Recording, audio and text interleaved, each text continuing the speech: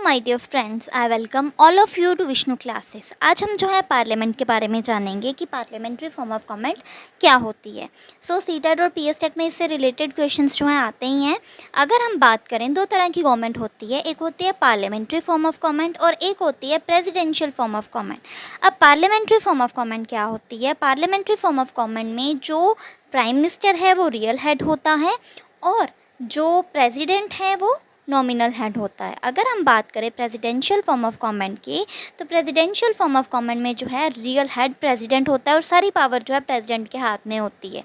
और पार्लियामेंट में, parliamentary form of government में सभी जो मोस्टली पावर है वो हमारे प्राइम मिनिस्टर या पार्लियामेंट के पास होती है। पार्लियामेंट का काम क्या है? मेन पार्लियामेंट इनेबल करता है हमारे इंडियन सिटीज़न को कि वो डिसीजन मेकिंग के लिए जो है पार्टिसिपेट कर सकें, कंट्रोल कर सकें गवर्नमेंट को। अब वो कैसे? अब आप देखते हो कि आप रिप्रेजेंटेटिव्स को क्या करते हो, चूज़ करते हो, ठीक है, फिर वो आके जो है रूल्स रेगुलेशंस बनाता है। तो इसी तरीके से इनडायरेक्टली जो है एक तरह से हम कंट्रोल करते हैं गवर्नमेंट को। तो यही जो है मेन कॉन्स्टिट्यूशन का फीचर है। अब अगर हम बात करें व्हाई शुड पीपल डिसाइड, ठीक है, पहला क्वेश्चन तो इसमें ये बन गया कि किसे इनेबल करता है सिटीजन ऑफ इंडिया ताकि वो पार्टिसिपेट कर सके डिसीजन मेकिंग को, ठीक है, पार्लियामेंट। और कौन कंट्रोल करता है हमारी गवर्नमेंट को? पार्लियामेंट करता है, ठीक है। और पार्लियामेंट का मेन की फीचर क्या है? हमारा कॉन्स्टिट्यूशन, क्योंकि पार्लियामेंट के रूल्स रेगुलेशंस जो हैं वो मोस्टली कॉन्स्टिट्यूशन के अकॉर्डिंग होते हैं। अगर हम बात करें व्हाई शुड पीपल डिसाइड, अब वो डिसाइड क्यों करेंगे? Under the colonial rule, the people did not criticize British government, but the freedom movement changed the situation. पहले अगर हम colonial system था तो उसमें जो है इतना क्रिटिसाइज़ नहीं किया जाता था, ठीक है, लोग जो है ब्रिटिश गवर्नमेंट को क्रिटिसाइज़ नहीं करते थे। लेकिन बाद में जैसे ही हमें 15 अगस्त 1947 को फ्रीडम मिली, उसके बाद जो है सिचुएशंस चेंज हुई, स्वराज हमें मिला, स्वदेशी मूवमेंट्स जैसे हमने पहले चलाए थे, हमारा जब अपना जो है अपने रूल्स चले तो उससे जो है क्रिटिसाइज़ धीरे धीरे करना शुरू किया गया ताकि रूल्स रेगुलेशंस जो हैं वो अकॉर्डिंगली हो सकें, सभी के अकॉर्डिंगली हो सके विदाउट डिस्क्रिमिनेशन। अगर हम बात करें कॉन्स्टिट्यूशन की, तो कॉन्स्टिट्यूशन अगर हम बात करें हमारे इंडिपेंडेंट का, वो किस पे बेस्ड था? वो था यूनिवर्सल एडल्ट फ्रेंचाइज, ठीक है। यूनिवर्सल एडल्ट फ्रेंचाइज क्या होता है कि भाई ये क्वेश्चन आता है, जो 18 ईयर से अब 18 ईयर या 18 ईयर से अबव जो एडल्ट्स हैं उनको जब राइट टू वोट मिलता है उसे बोलते हैं यूनिवर्सल एडल्ट फ्रेंचाइज या यूनिवर्सल एडल्ट सफरेज। आगे अगर हम बात करें पीपल एंड देयर रिप्रेजेंटेटिव्स, तो इसमें क्या है? डेमोक्रेसी एक तरह से आइडिया है। क्या आइडिया है?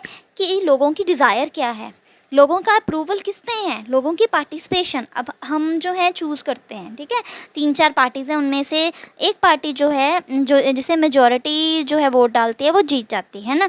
तो वो क्या है, वो क्या दर्शाता है? वो यही दर्शाता है कि लोगों के आइडियाज़ कैसे हैं, लोगों के कंसेंट्स क्या हैं, लोगों के डिज़ायर्स क्या हैं और किस चीज़ को जो है लोग अप्रूव कर रहे हैं। क्योंकि अगर कोई भी पार्टी है तो उसका कोई ना कोई मोटिव होगा, कोई ना कोई उसने स्लोगन रखा होगा और किसी ना किसी बेस पे जो है वो काम कर रही होगी।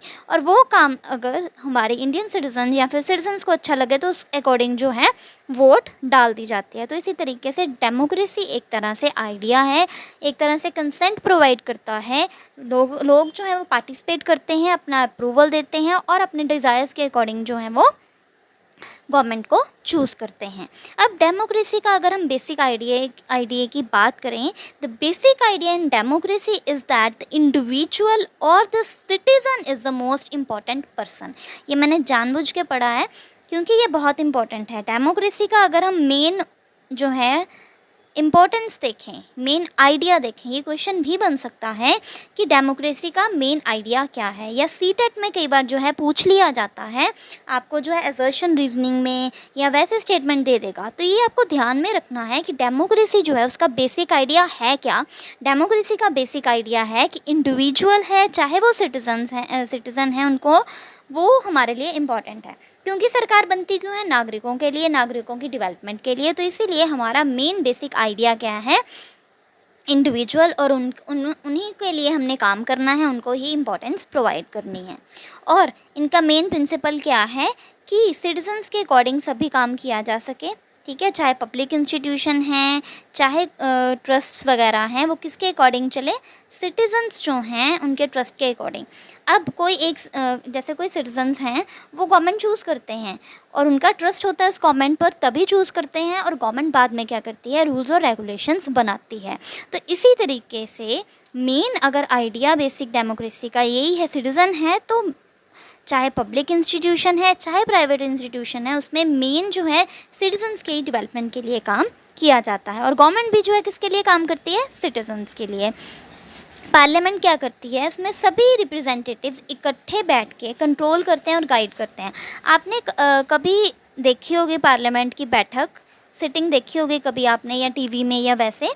तो क्या होता है, राज्यसभा के मेंबर, लोकसभा के मेंबर, ठीक है, दोनों बैठे होते हैं और आपस में डिस्कशन करते हैं। बहुत सारे जो है उसमें जैसे क्वेश्चन आर होता है, ज़ीरो आर होता है, तो इस तरीके से उन्होंने जो है पूरा बनाया हुआ होता है। उसमें कई क्वेश्चंस पुट किए जाते हैं। राज्यसभा और लोकसभा जो है, राज्यसभा के कुछ मेंबर्स हैं वो क्वेश्चंस पुट करते हैं कि ये रूल्स रेगुलेशंस कैसे होने चाहिए लोकसभा के, और फिर उसके अकॉर्डिंग जो है आगे इम्प्लीमेंटेशंस किए जाते हैं और रूल्स रेगुलेशंस बनते हैं। और मेन जो है इसमें हम स्पीकर होता है, जो कि लोकसभा के द्वारा जो है किया गया या राज्यसभा के द्वारा की गई जो डिस्कशंस हैं और उनके निर्णय करता है, वो कौन करता है, स्पीकर करता है मेन। ठीक है, अगर हम बात करें पार्लियामेंट की रोल की, तो ये क्वेश्चन स्पीकर वाला बहुत इंपॉर्टेंट है, इसलिए मैंने बता दिया, इसमें नहीं है।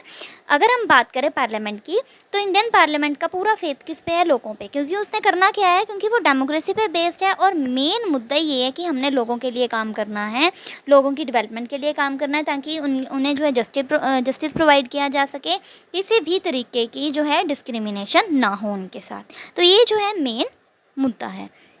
अगर हम बात करें तो हमारी इंडियन कॉन्स्टिट्यूशन में पार्लियामेंट के पास जो है बहुत ज़्यादा पावर है, इमेंस पावर है, और उसे रिप्रेजेंटेटिव्स ऑफ द पीपल भी कहा जाता है। Representatives of the people means कि जो लोगों को रिप्रेजेंट करता है। ठीक है, एक ये क्वेश्चन भी बन जाता है कई बार कि अपर हाउस कौन सा होता है और लोअर हाउस, इस रिलेटेड भी क्वेश्चन आ जाता है। लोअर हाउस जो है वो हमारा लोकसभा होता है और अपर हाउस जो है हमारा राज्यसभा होता है। तो ये भी कई बार क्वेश्चन सीटेट या पीएसटेट में आए हुए हैं। अगर हम बात करें, ये क्वेश्चन एक बनता है कि लोकसभा जो है कितने साल के लिए इलेक्ट की जाती है। जैसे कि हमारे प्राइम मिनिस्टर जो हैं वो 5 साल के लिए इलेक्ट होते हैं, और वही जो है आगे रिप्रेजेंटेटिव्स उनके जो हैं काउंसिल ऑफ मिनिस्टर्स या पूरी लोकसभा को जो है वो देखते हैं कि कौन कौन से जो है उनके मेंबर्स बनेंगे, कौन कौन से उनके मिनिस्टर्स बनेंगे। तो इसी तरीके से लोकसभा जो है वो 5 ईयर्स के लिए इलेक्ट की जाती है, और कंट्री को डिवाइड किया जाता है, कॉन्स्टिट्यूएंसीज बनाई जाती हैं हर एक स्टेट की, कि इसमें से इतने व्यक्ति आएंगे, इसमें से इतने आएंगे, तो उसके अकॉर्डिंग जो है चूज़ किए जाते हैं मिनिस्टर्स। और हर एक कॉन्स्टिट्यूएंसीज में से जो है एक पर्सन इलेक्ट किया जाता है, किसके लिए, पार्लियामेंट के लिए। ये बहुत ही इंपॉर्टेंट है। ठीक है, इसमें से 2-3 क्वेश्चन बन गए एक ही लाइन में से कि कितने साल के लिए लोकसभा इलेक्ट की जाती है, जो कि बहुत इंपॉर्टेंट क्वेश्चन है। ये भी पूछा जा सकता है कि कंट्री को किस में डिवाइड किया जाता है, कॉन्स्टिट्यूएंसीज में डिवाइड किया जाता है, और हर एक कॉन्स्टिट्यूएंसी में से एक पर्सन जो है वो लिया जाता है। ठीक है, एक बार जो अगर हम बात करें, एक बार इलेक्शन हो गए तो उसके बाद जो है जो प्राइम मिनिस्टर है वो क्या करेगा, वो अपने एमपीज़ चूज़ करेगा, मींस कि मिनिस्टर्स फॉर द पार्लियामेंट, वो मेंबर ऑफ द पार्लियामेंट जो है वो चूज़ करेगा कि जो उसके साथ काम करे। ठीक है, और ये जो एमपीज़ हैं वही पार्लियामेंट हैं, वही मतलब उसके साथ जो है मिलके काम करेंगे। सो आज हमने जो है पार्लियामेंट के बारे में जाना है। ये फर्स्ट पार्ट है, थोड़ा बहुत और रहता है, वो हम कल की वीडियो में करेंगे क्योंकि ज़्यादा लंबी हो जाएगी नहीं तो। So hope you like this, please like, subscribe and share this channel. अगर आपको कोई डाउट है तो प्लीज़ आप पूछ सकते हो। Thank you.